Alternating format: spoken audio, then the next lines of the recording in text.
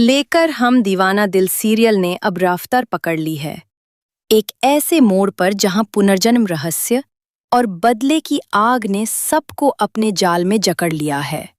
20 साल के लंबे इंतजार के बाद तारा का पुनर्जन्म वर्तिका के रूप में हो चुका है। बनारस की गलियों से गुजरती वर्तिका को अभी तक यह एहसास नहीं है कि उसके पिछले जन्म की परछाइयां उसकी जिंदगी को फिर से घेरने वाली हैं।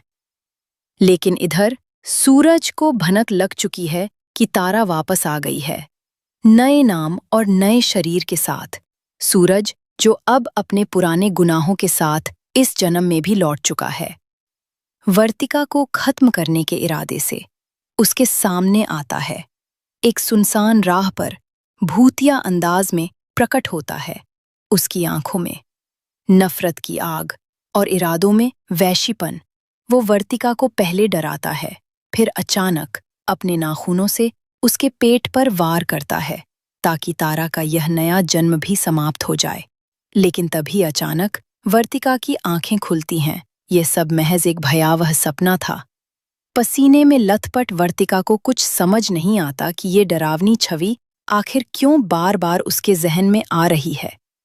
इसी बीच एक और बड़ा ट्विस्ट सामने आता है। दरअसल सूरज भी इस जन्म में नया अवतार लेकर लौटा है, मगर इस बार उसकी आत्मा में अधूरी नफरत का जहर भी शामिल है। दोनों का पुनर्जन्म केवल इत्तेफाक नहीं है, ये किस्मत का वो खेल है जो अधूरी कहानियों को पूरा करने के लिए लिखा गया है।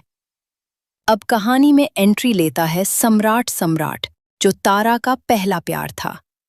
अब 20 सालों बाद एक जॉब इंटरव्यू के दौरान वर्तिका के सामने आने वाला है सम्राट। वर्तिका को देखकर दंग रह जाता है। उसे यकीन ही नहीं होता कि उसके सामने वही चेहरा खड़ा है जिसे वो वर्षों पहले खो चुका था।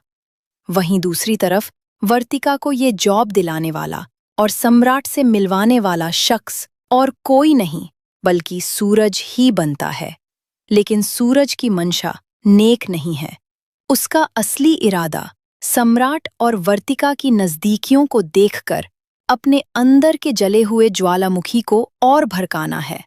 सवाल अब यह उठता है, क्या इस बार भी सूरज अपनी काली साजिशों में कामयाब होगा?